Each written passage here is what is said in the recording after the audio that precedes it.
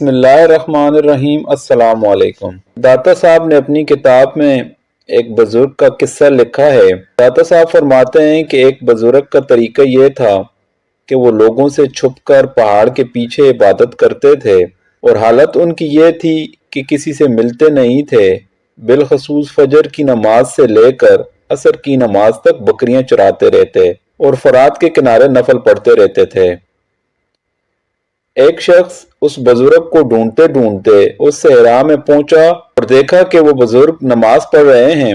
کہتے ہیں کہ میں نے عجیب منظر دیکھا کہ بابا جی فرات کے کنارے نماز پڑھ رہے ہیں اور ایک بیڑیا ان کی بکریوں کی حفاظت کر رہا ہے۔ میں حیران رہ گیا کہ بیڑیا تو بکریاں کھایا کرتا ہے اور یہاں چرا رہا ہے۔ اتنے میں بابا جی جو نوافل میں مشغول تھے، انہوں نے سلام پھیرا اور کہنے لگے کہ اس وقت کیوں آئے ہو؟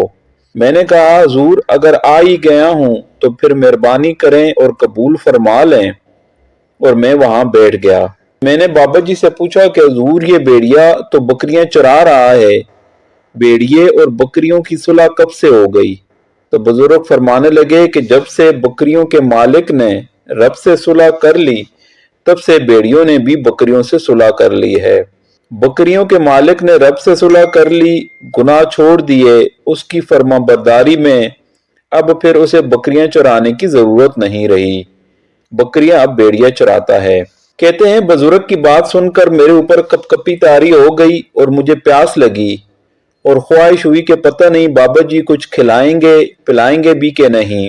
میرے دل میں یہ خیال تھا تو بزرگوں نے لکڑی کا ایک پیالہ غار میں بنے ہوئے ڈلوان پر پتھر پہ رکھا تو وہ دودھ سے بھر گیا۔ کہتے ہیں کہ انہوں نے مجھے ٹھنڈا اور میٹھا دودھ دیا جس سے میری طبیعت بہت خوش ہو گئی۔ بابا جی نے دوبارہ وہی پیالہ اسی جگہ رکھا تو شہد سے بھر گیا۔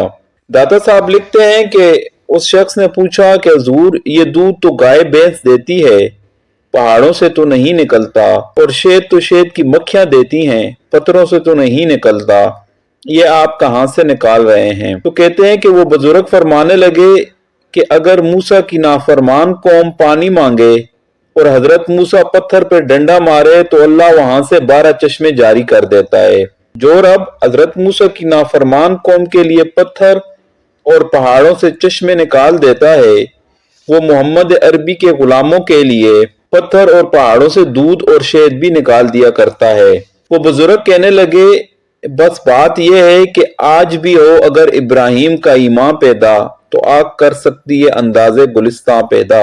داتا صاحب لکھتے ہیں کہ اس شخص نے بزرگ سے التجا کی کہ حضور میرے لیے دعا کریں، تو بزرگ فرمانے لگے کہ تو دعا نہ کرا، تو مدینے والے کی غلامی شروع کر، تو نبی کریم کی غلامی شروع کر، تو رسول پاک کی غلامی شروع کر۔ پھر فرمایا حضور کی غلامی، اس سے سارے مکاشفات کھلیں گے اور اس سے سارے مشاہدات کھلیں گے، اسی سے کرامتیں ملیں گی، اسی سے مقبولیت ہوگی، اسی سے اللہ نبی کی بارگاہ میں درجہ ملے گا۔ داتا علی اجویری رحمۃ اللہ علیہ فرماتے ہیں کہ اصل میں ہمارا مسئلہ یہ ہے کہ ہم نے بندوں سے دل لگا لیا، دل اللہ اور اس کے رسول سے لگاؤ۔